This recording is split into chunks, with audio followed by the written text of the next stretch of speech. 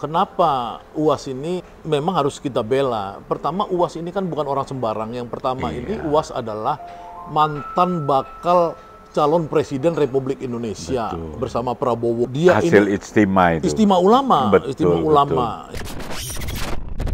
Belanda dan Inggris sepakat memberikan kepada Singapura pengelolaan radar dari Sumatera sampai ke Banten ini. Jadi kalau kita terbang dari Medan sekarang, radar yang kontrol itu, yang ngasih izin terbang pesawat itu dikontrol oleh Singapura. Kalau itu katanya kita berdaulat tanah, air, dan udara. Tapi udaranya kita di bawah Singapura. Persahabatan pertalian satu marga. Ya. Mudah-mudahan di marga Lee itu Kolius mulai bisa memberitahu kepada teman-teman di sana. Ini era baru sama Islam ya di daerah Asia Tenggara ini. Sudah keniscayaan ke depan harus bersahabat. Saya pernah dalam satu forum sama-sama Lee Kuan Yew, itu ada guru saya, biku saya, Master Ching Kung. Itu bilang, Liu sama Islam harus baik.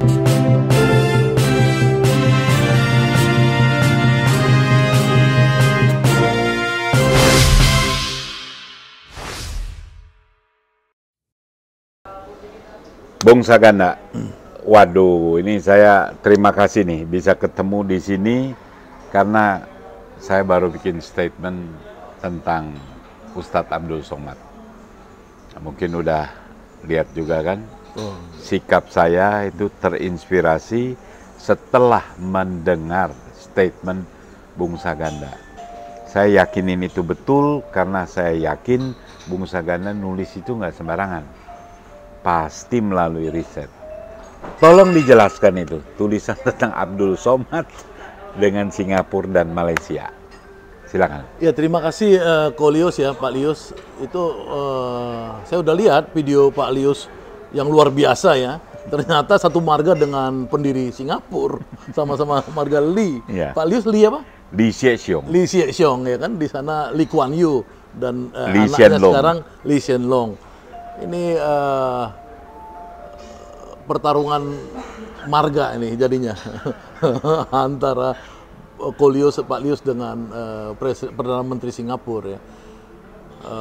Pak Lius membela Ustadz Abdul Somad ya sebagai sesama bangsa Indonesia karena memang itu luar biasa, memang yang bangsa Indonesia sekarang kehilangan ya. Sebagai bangsa besar itu di mana-mana, jangankan bangsa besar ya, Australia aja ketika ada kasus rencana hukuman mati terhadap warga Australia di Bali, itu sibuk negaranya bolak-balik kemari ini pengen ekstradisi, pengen menyelamatkan agar tidak dihukum mati. Corby kalau nggak salah. Corby. Jadi negara-negara yang beradab itu memang negara-negara yang melindungi warga negaranya.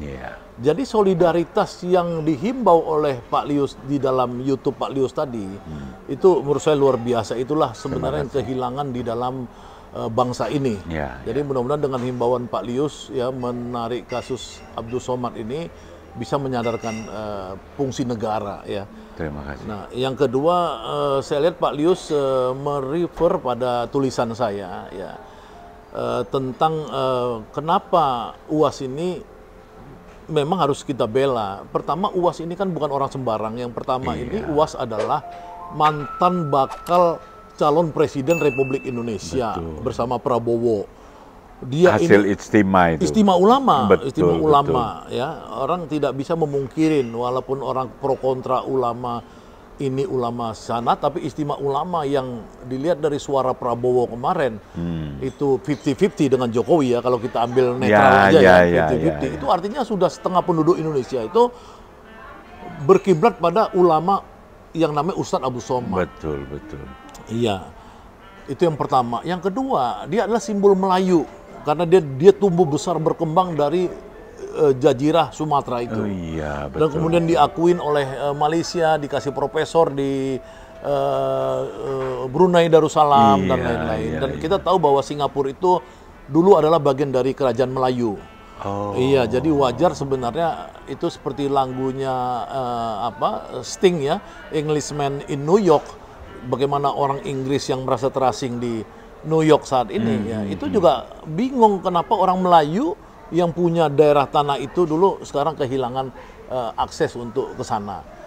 Nah, yang kedua kalau kita lihat misalkan alasan tentang urusan Israel ya, yang Abdul As-Somad ini memberikan pandangan secara fikih karena dia ahli fikih.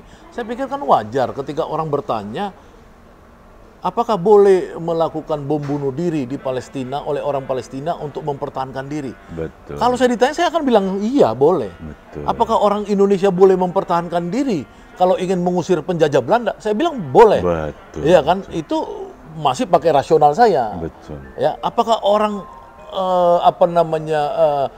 Ukraina boleh mempertahankan diri dengan bom bunuh diri di dalam serangan Rusia sekarang? Saya bilang boleh. Ya kan? Itu rasional saya.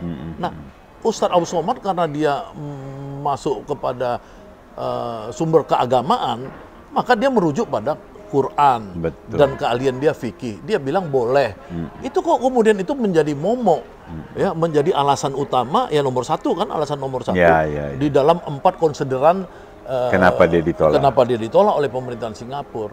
Nah, nomor satu kan paling penting kalau di dalam standar internasional kan. Makanya saya bahas di situ. Urusan kita pertama bukan sama Israel.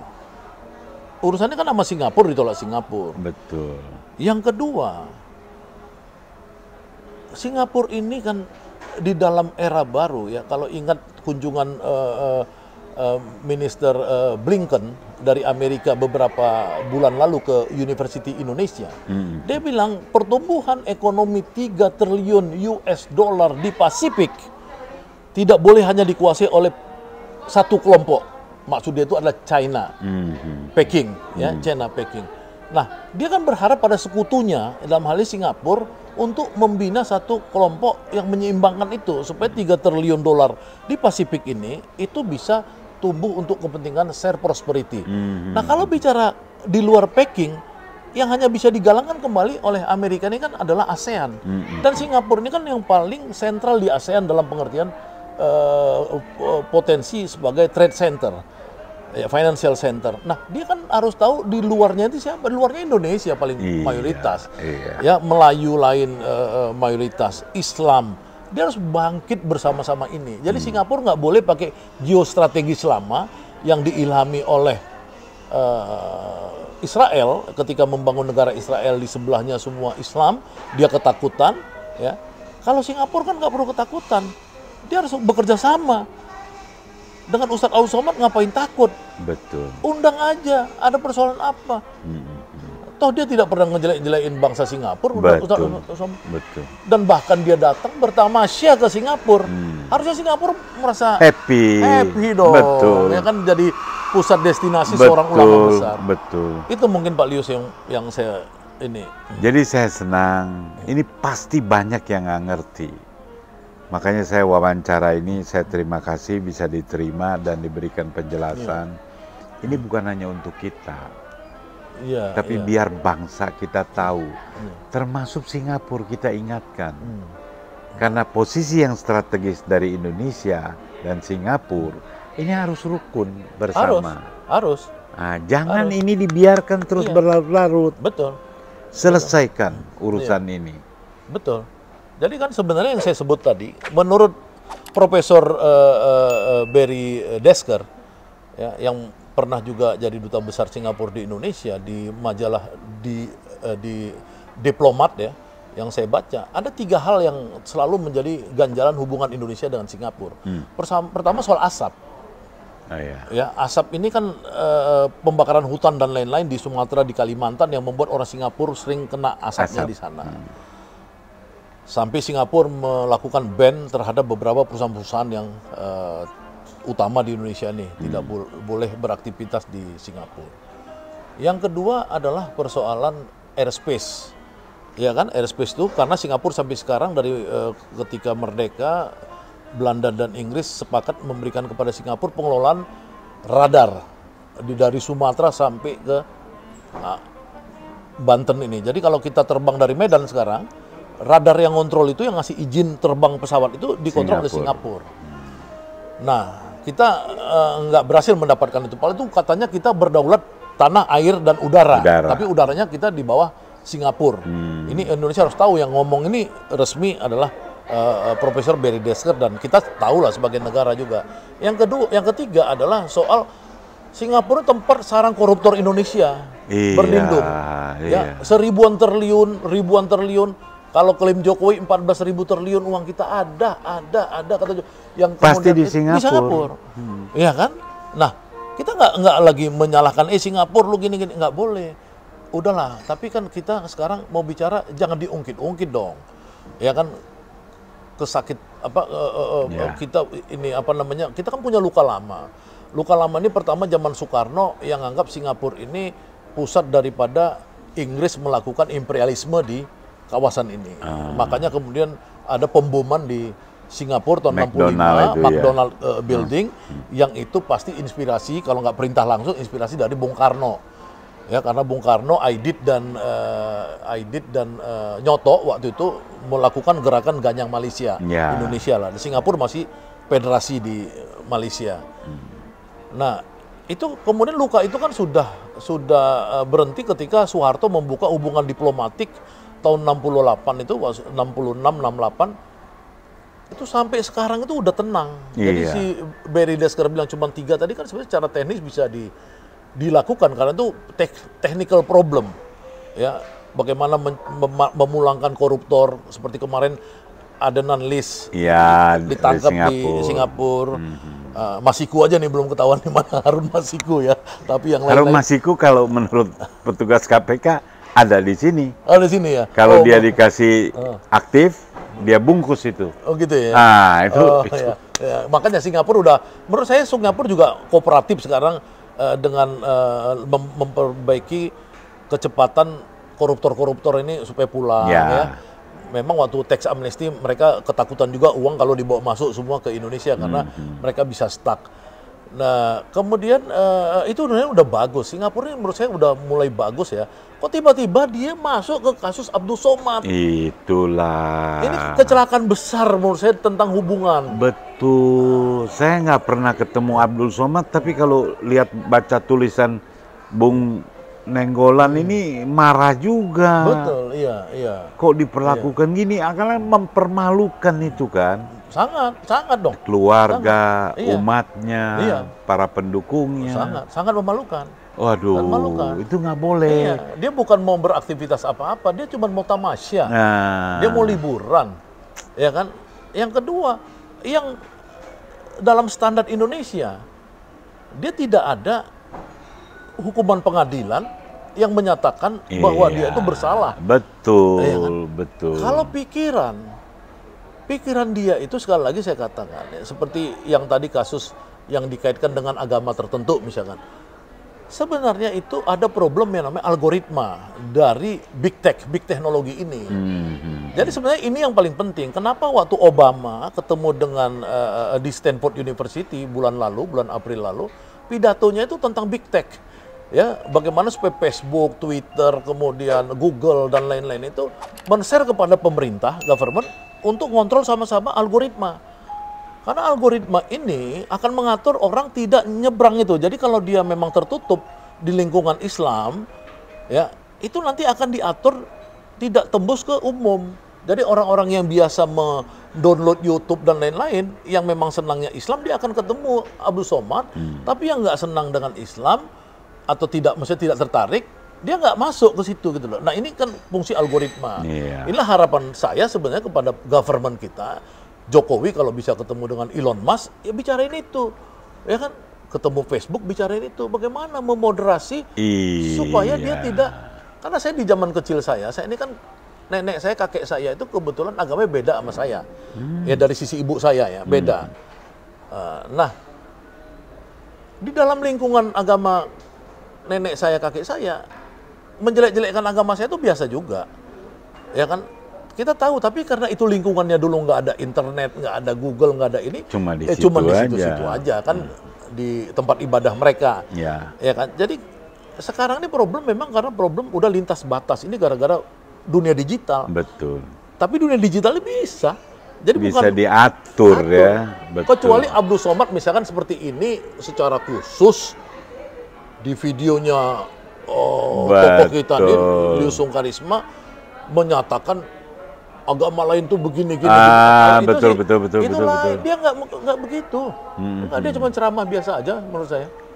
Ya, mudah-mudahan lah. Saya lihat mesti ada kesadaran kita. Tapi saya juga berharap pemerintah proaktif lah, menyelesaikan problem ini secara cepat dan baik. Ya, Buang energi kalau kalau pemerintah ini nggak cepat, mending Kohlio saja. Karena si Andi kan marganya udah sama-sama satu marga marga Lee. ya. Nanti saya mau ke Singapura, saya mau lihat Satu saya marga. diterima atau malah nasibnya kayak Abdul Somad.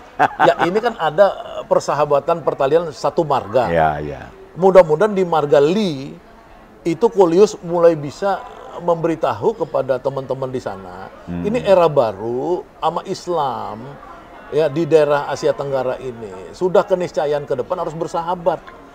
Untuk apa? Itu Ya kan? saya pernah dalam satu forum sama-sama Lee Kuan Yew, itu ada guru saya, biku saya, Ya. Master Ching Kung, itu bilang, Lius, sama Islam harus baik. Iya, iya. Karena ini bagus nanti ke depannya bisa harmoni. Betul, betul. Di Singapura itu 9 agama yang diakui pemerintah. Iya. Ciu, Ta, Chung, Ciao kalau kata biku saya. Iya. Itu semua bisa rukun. Nah maksud saya kenapa itu tidak dipertontonkan kepada Abdul Somad. Biar Abdul Somad Iya. juga Ustadz ini jadi dapat pemahaman. Iya. Singapura yang kecil ini bisa rukun. Iya. Kenapa kita Iya. Indonesia nggak bisa seperti Singapura? Iya. Jadi ini kan terbalik. Iya. Yang seharusnya momen itu bisa dipakai untuk mempromosikan Singapura. Iya. 9 agama di Singapura bisa rukun. Seperti pidato-pidato, ceramah-ceramah dari Perdana Menteri Lee Hsien Loong. Itu kita bangga lihat dia punya ceramah.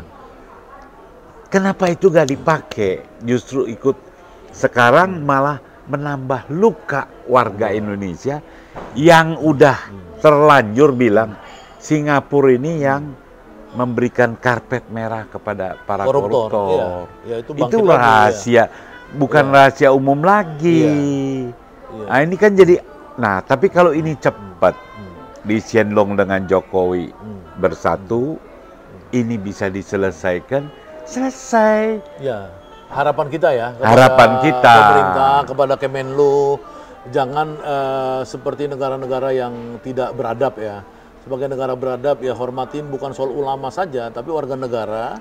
Ya, warga negara kita kalau diperlakukan tidak adil Harus itu bersuara. jangan bilang oh itu hak negara lain, nggak begitu Nggak dong. bisa. Hak negara lain.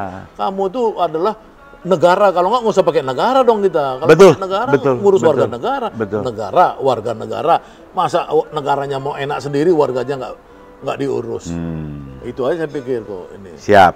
Nah itu satu tema yang kita harapkan nanti kita dengar nih. Kalau ini kita udah upload, kita mau dengar. Ya, tapi saya juga berharap kepada Kohlio sebagai sesama marga Lee ya untuk membangun sebuah pengembangan persahabatan ya kepada Singapura dan teman-teman di ASEAN ya antara people to people, masyarakat kepada masyarakat supaya jangan mereka ada salah paham gitu loh ya tentang apa yang terjadi. Itu mudah-mudahan Kohlio bisa membawa rombongan besar ya keliling Singapura dan beberapa negara tetangga ya. Karena kan kita mohon maaf ini kan orang udah tahu bahwa China overseas dalam bahasa Inggris China overseas itu kan memang eksis di ASEAN ini ya. Kita bicaralah dari hati ke hati supaya tumbuh bersama, Islamnya tumbuh ya kan, kebudayaan China-nya tumbuh, tapi jangan saling makan, ya saling hormatin aja gitu loh. Itu saya berkeyakinan karena ya marga Lee ini di seluruh dunia paling banyak loh. Dan banyak orang hebat-hebatnya. Waduh, luar biasa. Lee sama Lim beda ya? Beda ya? Lim juga ada. Jadi iya. saya berharap orang-orang Chinese maupun Chinese overseas ini bisa mendorong buat kesejahteraan umat manusia. Iya. Itu satu.